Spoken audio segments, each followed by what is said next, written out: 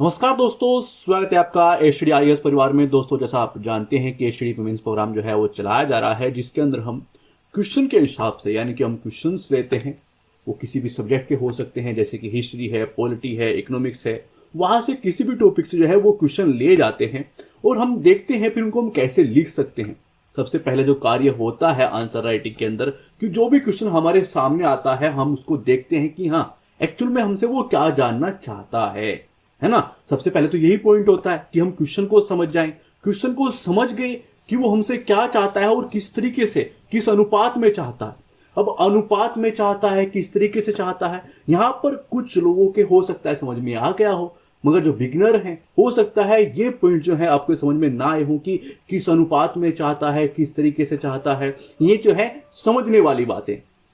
अब ये क्या बात हुई, हम उन सब चीजों को, उन सब पॉइंट्स को देखेंगे कि हाँ क्वेश्चन को हमें कैसे देखना चाहिए, उसको कैसे डिवाइड कर लेना चाहिए। लिखने से पहले जब हम उसका आंसर लिखें, उससे पहले क्वेश्चंस को जो भी वो हमसे चाहता है उस क्वेश्चन को अच्छे से समझ लें, उसको अच्छे से डिवाइड कर लें और एक्चुअल में समझ लें कि हाँ वो हमसे क्या लिखवाना चाहता है और किस तरीके से, और कौन कौन से पॉइंट जो उसको चाहिए वो किस अनुपात में चाहिए। उन सब चीजों को यहां पर हम अच्छे से समझते हैं। कैसे हमारा प्रस्तुतिकरण होना चाहिए, इस बात को अच्छे से समझते हैं। हमें जो क्वेश्चन दिया गया है उस क्वेश्चन का आंसर लिखते हुए हमें कौन से पॉइंट का इस्तेमाल करना चाहिए, वो कौन से पॉइंट हो सकते हैं, उन सब पे हम बात करते हैं। और कैसा हमारा प्रस्तुतिकरण होना चाहिए, उसके अंदर एक प्रवाह होना चाहिए, उन सब बातों पर यहां पर हम बात करते हैं अच्छे से। और नॉर्मली यही नहीं होता है कि हाँ हम आपको पॉइंट बता दें कि हाँ ये क्वेश्चन है, ये क्वेश्चन है, इनके अंदर आपको जो है इन पॉइंट पे बात कर लेनी चाहिए। नहीं, हम आपको वो पॉइंट भी प्रोवाइड कराते हैं। ठीक है, तो यहां पर अलग चीजें चल रही हैं। हो सकता है आप अन्य क्लासेस देते हो, यूट्यूब के अंदर जो है बहुत सारी चैनल हैं जहां पर चीजें हो रही हैं। वहां पर आपको बताया जाता है कि हाँ ये क्वेश्चन है, आप इन पॉइंट पर बात करोगे तो शायद आंसर हो सकता है। मगर यहां पर जो है उस आंसर, हम पृष्ठभूमि को कैसे लिख सकते हैं, हमें पृष्ठभूमि को किन आधारों पर कैसे लिखना चाहिए, किस तरह क्वेश्चन में किस तरह की पृष्ठभूमि होनी चाहिए, हमारा प्रस्तुतिकरण कैसा होना चाहिए, उसके अंदर प्रवाह कैसे आ सकता है। यदि हमें पॉइंट लिखने हैं जिनकी हम बात कर रहे हैं तो हम उनको लिखेंगे कैसे, उसका निष्कर्ष कैसा होना चाहिए, उन सब पे बात करते हैं अच्छे से। आज हम बात करने वाले हैं सामाजिक न्याय यानी जीएस 2 के एक भाग के ऊपर, एक सब्जेक्ट के ऊपर। उसके दो क्वेश्चन हैं, आइए बात करते हैं। क्वेश्चन है कि भारत में समलैंगिक विवाह को वैध बनाने के तर्कों का आलोचनात्मक परीक्षण कीजिए। ये जो वर्ड होते हैं बहुत महत्वपूर्ण भूमिका निभाते हैं आंसर राइटिंग के अंदर। इस पे अच्छे से हम बात करेंगे कि एक्चुअल में हमसे क्या जानना चाहता है और ऐसे कदम के सामाजिक और सैद्धांतिक निहितार्थ क्या है। दूसरा क्वेश्चन है कि LGBTQ+ जो है वो समुदाय के समक्ष मुख्य चुनौतियां क्या क्या है और उनके समाधान पर हमें चर्चा करनी है। तो आइए दोनों क्वेश्चन पर बात करते हैं। पहला क्वेश्चन एक बार मैं फिर आप लोगों के लिए पढ़ देता हूं कि भारत में समलैंगिक विवाह को वैध बनाने के तर्कों का आलोचनात्मक परीक्षण कीजिए। यानी अभी आपने जो है मुद्दा देखा होगा और ये लगातार जो है चर्चाओं के अंदर है कि भारत में समलैंगिक विवाह है ना, इसको वैध बनाने की पक्ष में कुछ लोग पक्ष में हैं, कुछ लोग विपक्ष में हैं, है ना। कुछ अपने पक्ष रखते हैं कि हाँ ये जो आधार हैं, ये बातें हैं जिनको हम वैध बना देना चाहिए, यानी समलैंगिक विवाह को वैध कर देना चाहिए। और ये विपक्ष के कुछ तर्क हैं जिसको नहीं करना चाहिए, यानी समलैंगिक विवाह को वैध जो है वो नहीं करना चाहिए, विपक्ष के तर्क दिए जाते हैं। अब कुछ लोगों के दिमाग में यह बात उठती है जब हम किसी चीज की बात करते हैं कि आलोचनात्मक परीक्षण कीजिए, आलोचनात्मक ये कीजिए, निरीक्षण कीजिए, परीक्षण कीजिए। इस तरह के वर्ड्स लिखे जाते हैं क्वेश्चन के बाद में, जिनको हम पुछल्ले वर्ड्स के नाम से जानते हैं, कैलेंडर के नाम से जानते हैं। तो इनका बहुत इंपॉर्टेंट रोल होता है। अब हमें यह चीज सीख लेनी चाहिए कि आलोचनात्मक का मतलब यह नहीं है कि हम इसकी आलोचना करने बैठ जाएंगे, है ना। उसका मतलब यह है कि भाई आप दिमाग में लगाते हो कि बस इसके बारे में गलत गलत चीजें लिखनी है। कुछ लोगों के दिमाग में चीजें आती हैं, आलोचना, समालोचनात्मक, ये जो वर्ड्स होते हैं इसका मतलब होता है कि जब हम बात किस चीज की कर रहे हैं कि भारत में समलैंगिक विवाह को वैध बनाने के तर्क की बात की जा रही है। अब वो तर्क दो प्रकार से हो सकते हैं, किसके पक्ष में होंगे कि हाँ वैध कर देना चाहिए, एक इसके विपक्ष में होंगे कि हाँ वैध नहीं करना चाहिए। उसके ये पॉइंट्स है ना। पक्ष के ये 3-4 पॉइंट है, ये विपक्ष के 3-4 पॉइंट है। हमने दोनों के बारे में बात कर ली, तो यानी कि हमने क्या कर लिया, समालोचनात्मक परीक्षण कर लीजिए। समालोचनात्मक जो है परीक्षण कर लिया, आलोचनात्मक परीक्षण कर लिया, है ना। तो हमने दोनों चीजों से चीजें देख ली हैं। उसके बाद हमें क्या करना है कि ऐसे कदम के सामाजिक और सैद्धांतिक निहितार्थ क्या हो सकते हैं, इसके बारे में हमें बात करनी है। इसके बाद वो सामाजिक क्या क्या पॉइंट्स हो सकते हैं और सैद्धांतिक क्या क्या हो सकते हैं, उस चीज के बारे में हम बात करेंगे। पहले हम किस चीज के बारे में बात करेंगे, समलैंगिक विवाह। उसके बारे में बात करते हुए किस ओर बढ़ेंगे कि जो चुनौतियां हैं, जो पक्ष विपक्ष के बारे में बात हो रही है, वो क्या है, एक्चुअल में क्या सिस्टम है, और अभी सर्वोच्च न्यायालय ने इसके बारे में क्या क्या है। देखिए, ये क्वेश्चन जब हम आपको बारे में बता रहे हैं कि हाँ हमने पॉइंट ले लिया, किसके बारे में बात कर रहे हैं, समलैंगिक विवाह के बारे में बात कर रहे हैं, है ना, उस पर क्वेश्चन लिया गया है। उसके बाद के पॉइंट क्या क्या आते हैं कि समलैंगिक विवाह 2025 में भी क्वेश्चन आ सकता है, 2024 में भी आ सकता है, और जब मेंस होगा उसके और अब तक के बीच में कुछ घटना घटित हो गई, है ना, जो करंट के इंपॉर्टेंट है, तो उस घटना का इस्तेमाल जो है अपनी पृष्ठभूमि के अंदर, कोई पॉइंट है तो पॉइंट के अंदर जो है आप उसका यूज कर लेना चाहिए, ताकि वो लगता है कि हाँ ये जो एस्पिरेंट है जिसने मेहनत करके मेंस तक पहुंचा है, ये एवं नहीं पहुंच गया है, इसकी चीजें अपडेट हैं। ये जो पृष्ठभूमि के अंदर मैंने पॉइंटों का इस्तेमाल कर रहा है वो अपडेट है ना। तो हम आपको चीजें बता रहे हैं, हालांकि हम क्वेश्चंस लेके आते रहेंगे ताकि आपकी तैयारी जो है वो वहां उस स्तर तक रहे। तो आइए शुरुआत करते हैं, पृष्ठभूमि से शुरुआत करते हैं, और मुख्य भाग में हमें क्या क्या लिखना है। मुख्य भाग में क्या क्या बात करेंगे, आलोचनात्मक परीक्षण करेंगे, किस चीज का, कि हाँ वो पक्ष विपक्ष क्या क्या है, वो पक्ष के पॉइंट कौन कौन से हैं, और जो विपक्ष के पॉइंट हैं वो कौन कौन से हैं, और सामाजिक और सैद्धांतिक निहितार्थ की बात करेंगे, और फिर निष्कर्ष की ओर बढ़ेंगे। ठीक है, तो आइए शुरुआत करते हैं। समलैंगिक विवाह का तात्पर्य समान लिंग और यौन रुझान वाले जो है व्यक्तियों के बीच की विवाह की कानूनी और सामाजिक मान्यता से है। भारत में समलैंगिक विवाह को वैध बनाना LGBT के ऊपर जो है समुदायों की लंबे समय से जो है वो चीजें चल रही हैं कि हाँ हमें भी वो सम्मान मिले, हमें भी वो अधिकार मिले, वो हमें भी चाहिए, वो जंग चल रही है, मांग जो है लगातार हो रही है।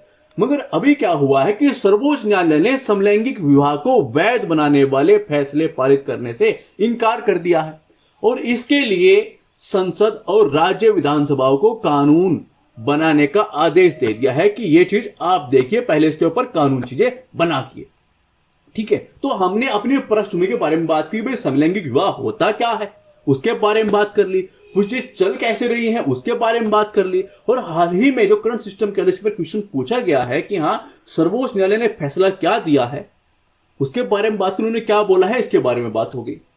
अब हम बात करने वाले हैं, क्योंकि हमसे चीजें पूछी गई हैं, जो बोला गया है कि हाँ ये आप कीजिए, वो क्या है कि समलैंगिक विवाह को वैध बनाने वाले जो तर्क हैं उसका आलोचनात्मक परीक्षण कीजिए। तो आइए इसका परीक्षण करते हैं, यानी पक्ष विपक्ष की बात करते हैं। तो पहले पक्ष के तर्क देख लेते हैं कि पक्ष में कौन कौन से तर्क हैं जो बोलते हैं कि हाँ इसको वैध बना देना चाहिए, वो पॉइंट कौन कौन से हैं जो हमें इस्तेमाल कर लेने चाहिए।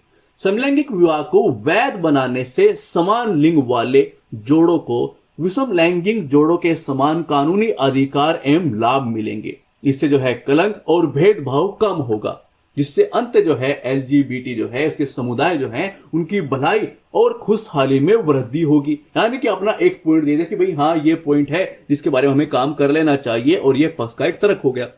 दूसरा तर्क क्या हो सकता है कि भारत का संविधान सभी नागरिकों को कानून के समक्ष जो है वो समान सुरक्षा की गारंटी देता है। सर्वोच्च न्यायालय ने यह भी माना है कि संविधान के अनुच्छेद 21, देखिए कहीं पर भी आर्टिकल यदि यूज हो सकता है कि हाँ पॉलिटी का कोई आर्टिकल है, ये वो चीज इस चीज से संबंधित है, यहां पर कनेक्ट हो रही है और उसका हम जिक्र कर सकते हैं, तो वो कीजिए, वो एक प्रमाण की तरह काम करता है। आपने जो बात बोली है कि हाँ बंदा हवाई फायरिंग नहीं कर रहा है, वो क्या कर रहा है, प्रमाण के साथ बात कर रहा है। ठीक है, तो कहीं भी चीजें कनेक्ट हो तो उसका यूज करिए, कोई अधिनियम है, कोई आर्टिकल है, उसका यूज करते चलिए। ठीक है, अनुच्छेद 21 के तहत जो है जीवन और गरिमा के अधिकार में यौन अभिविन्यास तथा पहचान का अधिकार भी शामिल है। हादिया केस तथा लता सिंह केस में जो है सर्वोच्च न्यायालय ने फैसला सुनाया है कि जीवन साथी चुनने का जो अधिकार है वो एक मौलिक अधिकार है, इसलिए जो है समान लिंग वाले जोड़ों को कानून और सामाजिक प्रतिबंधों के अधीन हुए बिना अपना साथी चुनने एवं परिवार बनाने की जो स्वतंत्रता ये होनी चाहिए। तो हमारे पक्ष के तरफ हो गए कि हाँ इन ये आधार हैं, तो आप इसको वैध कर दीजिए, ये मेरे पक्ष के तर्क हैं। ठीक है, अब विपक्ष के बारे में बात करते हैं कि भाई विपक्ष के तर्क क्या क्या है। भारत में कई धार्मिक और सांस्कृतिक समूहों का मानना है कि जो समलैंगिकता यानी कि अप्राकृतिक, इसको बोलते हैं कि ये पाप है ना। उन्हें डर है कि समलैंगिक विवाह को अगर कानून मान्यता प्राप्त हो गई तो समलैंगिकता वैध हो जाएगी और जिससे होगा क्या कि संभावित रूप से पारंपरिक नैतिक मूल्यों और धार्मिक शिक्षाओं का जो है वो क्षरण हो सकता है। अब दूसरा पॉइंट क्या हो सकता है विपक्ष में कि विरोधियों को यह भी तर्क है कि समलैंगिक विवाह को जो है वैध बनाने के लिए मौजूदा कानून जो है, जो नीतियां हैं, जो सामाजिक जो संरचनाएं हैं, वो महत्वपूर्ण बदलाव की आवश्यकता हमें होगी, क्योंकि वर्तमान में जो चीजें हैं वो विषम लैंगिक विवाह पर आधारित हैं, ना कि ये जो चीजें हो रही हैं इस पर आधारित हैं। इसका कोई पॉइंट नहीं है ना। इससे जो है कार्यान्वयन में कानूनी जटिलताएं और चुनौतियां जो है वो उत्पन्न हो सकती है। आपको कार्य करना पड़ेगा, आपको ये नियम जो है, नीतियां जो है, वो कानून जो है वो बनाने पड़ेंगे, बहुत चेंजेस करने पड़ेंगे, तो कानूनी जटिलता है, ये एक पॉइंट हो गया।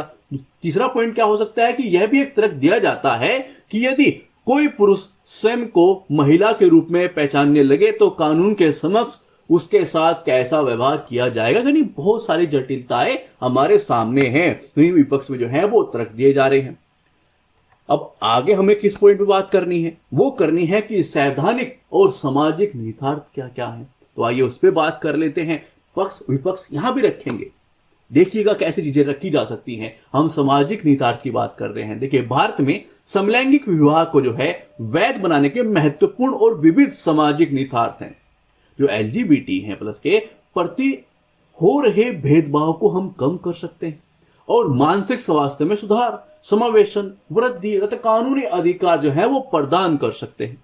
तो ये पॉजिटिव बात हमने कर ली। अब थोड़ा सा नेगेटिव कर लेते हैं। देखिए, हालांकि यह प्रतिक्रिया को भी भड़का सकता है और संघर्ष पैदा कर सकता है और सांस्कृतिक मूल्य को चुनौती दे सकता है, संभावित रूप से सामाजिक सद्भाव और विकास को प्रभावित कर सकता है।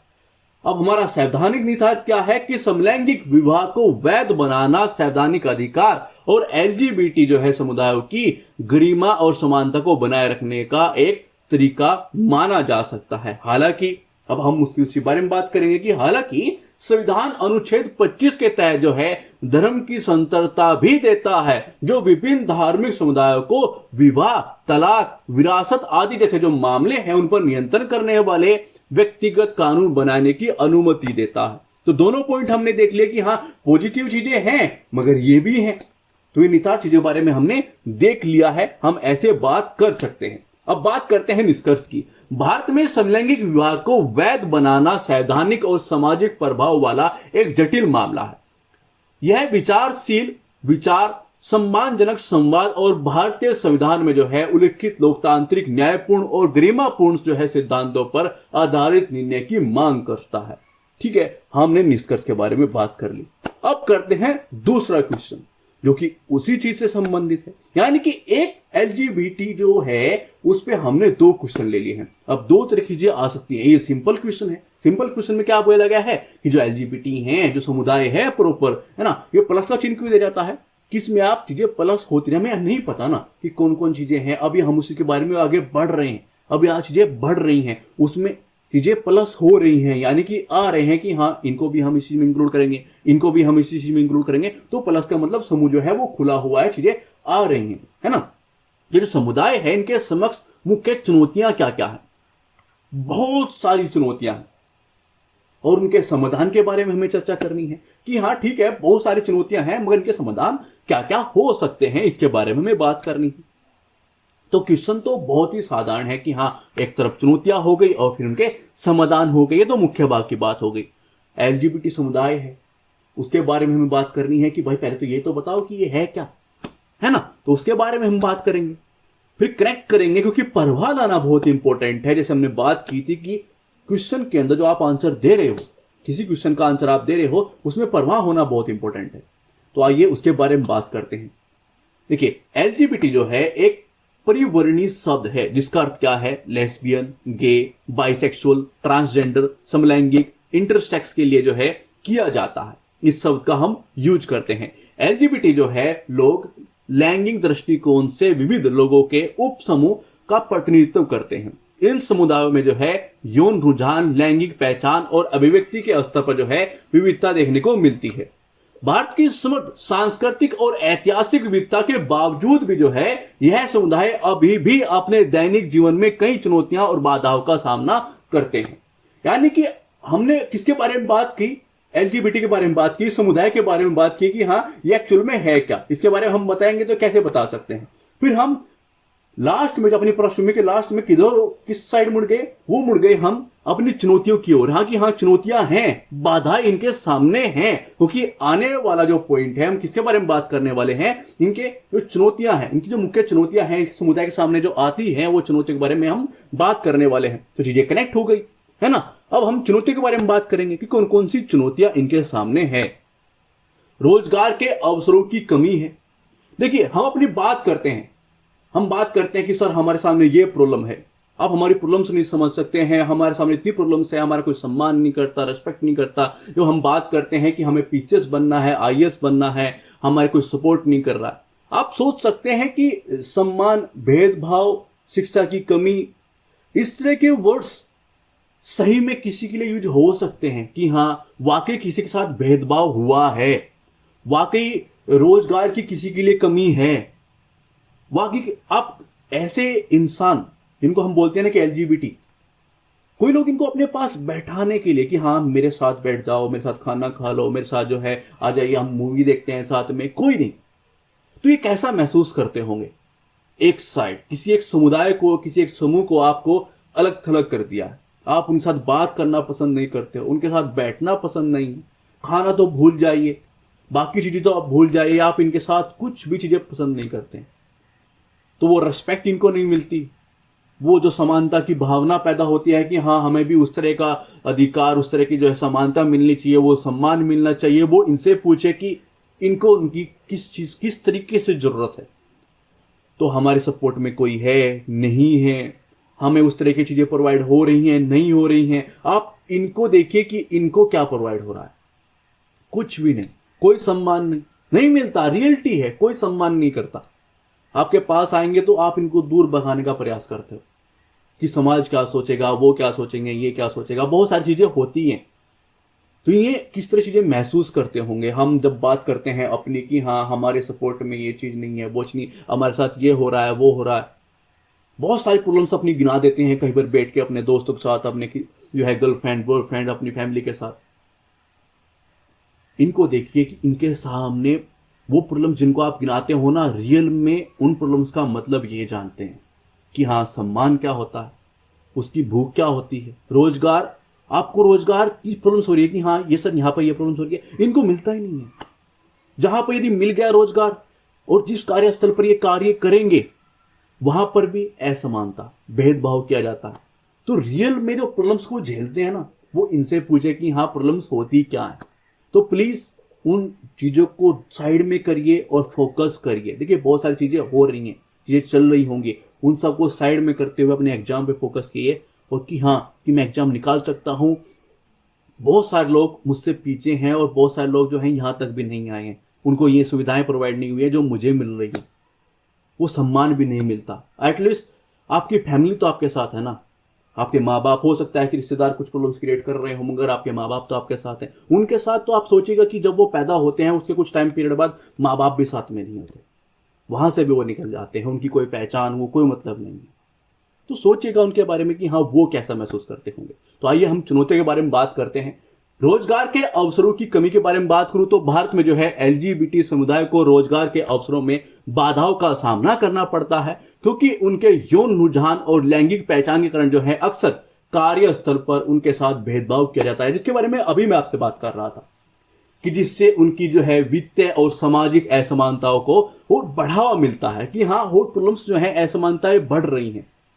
शिक्षा की कमी है, तो इस समुदाय को जो है पर्याप्त शैक्षिक संसाधनों को जो है कमी का सामना करना पड़ता है, जिससे जो है अक्सर शिक्षा की सीमित पहुंच के साथ इनके कौशल विकास के अवसर जो है वो सीमित हो जाते हैं। आपको उस तरह की शिक्षा मिलेगी नहीं तो आप कहीं पर कैसे जा सकते हैं आपको कि हाँ मुझे ये बनना है या ये करना है, कैसे करेंगे? आपको शिक्षा ही नहीं मिल पा रही है।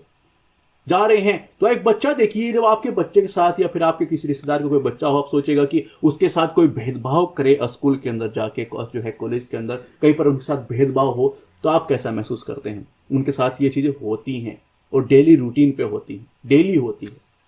भेदभावपूर्ण सामाजिक दृष्टिकोण है यह अक्सर सांस्कृतिक और मानदंडों, मूल्यों और धार्मिक विश्वासों के कारण जो है भेदभाव का सामना करते हैं। इसे जो है एलजीबीटी जो समुदाय है वो स्वीकृति में कमी आने के साथ साथ उनकी चुनौतियां और जटिल हो जाती है। स्वास्थ्य क्षेत्र के अंदर असमानताएं हैं, इनके बीच जो है स्वास्थ्य सेवाओं तक पहुंच में असमानता देखने को मिलती है। यौन रुझान, लिंग पहचान से जुड़े जो है कलंक और भेदभाव से अक्सर उन्हें जो है आवश्यक चिकित्सा उपचार में जो है बाधाओं का सामना करना पड़ता है। आप यहां से सोच के देखिएगा कि हाँ, हम कहां पर हैं और वो लोग ये प्रॉब्लम्स को वाकई जो भेदभाव, समानता, रिस्पेक्ट, इनका मतलब रियल में उनसे पूछेगा। ठीक है, अब बात करते हैं समाधान की, क्या किया जा सकता है। रोजगार के अवसर प्रदान करना, देखिए ये हमारा पॉइंट हो सकता है। वहीं पर रोजगार संबंधी जो है हमने चुनौती के बारे में बात की, प्रॉब्लम्स के बारे में बात की, अब हम बात कर रहे हैं कि हाँ समाधान भी वहीं से ही होगा ना भाई। जो प्रॉब्लम है सोल्यूशन तो उसका ही होगा। तो प्रॉब्लम्स क्या है? रोजगार है, तो उसके बारे में हमने बात करेंगे। समाधान के बारे में कि हाँ हम इसी चीज का समाधान कर सकते हैं, इसके बारे में करेंगे तो हाँ चीजें इफेक्ट करेंगी, प्रभाव होगा, है ना।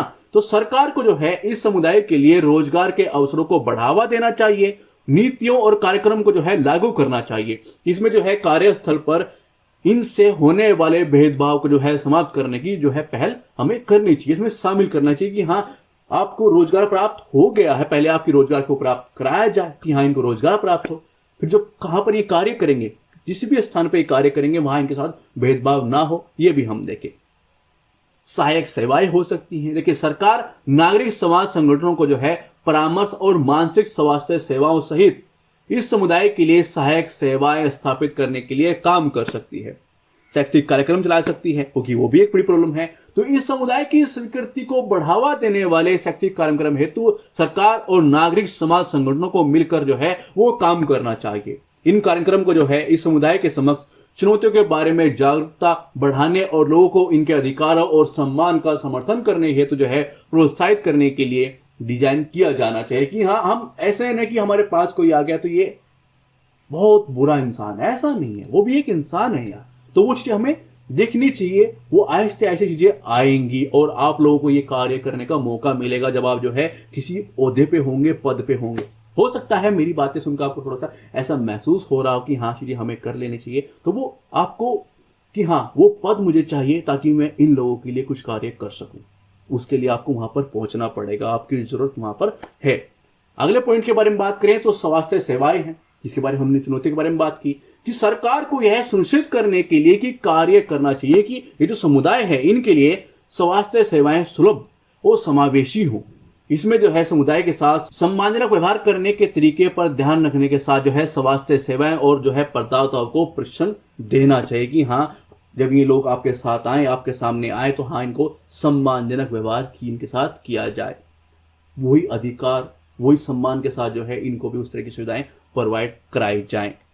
अब बात करने वाले हैं निष्कर्ष पर। निष्कर्ष हम कैसे लिख सकते हैं कि निष्कर्ष हमेशा हमें पॉजिटिव लिखना चाहिए। भारत में ये जो समुदाय है एलजीबीटी समुदाय को कई चुनौतियों का सामना करना पड़ता है। इस संदर्भ में जो है सरकार और नागरिक समाज संगठनों द्वारा जो है शैक्षिक कार्यक्रम, सुलभ स्वास्थ्य सेवाएं, रोजगार के अवसर, सहायक जो है सेवाओं के माध्यम से इन चुनौतियों का समाधान करने के लिए मिलकर हमें कार्य करना चाहिए।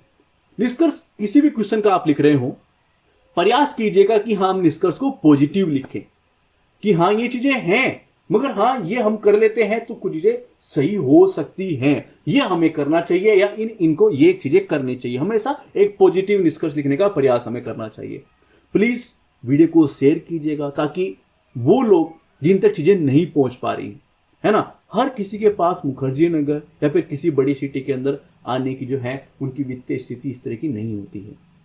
तो प्लीज, और यूट्यूब पे चीजें जो चल रही हैं, जो बेवकूफ बनाया जा रहा है, जो चीजें हो रही हैं, वो भी हमें दिखाई देती हैं कि आपको सिलेक्शन लेने के लिए क्या किस चीज की जरूरत है, और क्योंकि व्यूज किसी अन्य चीज पे आते हैं तो वो चीज प्रोवाइड कराई जाती है और एक बड़ी जनसंख्या है ना, वो जो भीड़ होती है वो वहां पर चली जाती है। तो व्यूज के आधार पर जज करने के अलावा आप जो है कंटेंट पर ध्यान दीजिए कि हाँ मेरे सिलेक्शन के लिए ये चीज़ें इंपॉर्टेंट हैं और उनके लिए भी होंगे, तो प्लीज़ शेयर कर दीजिए ताकि उनकी हेल्प हो सके। थैंक्स फॉर वॉचिंग, धन्यवाद।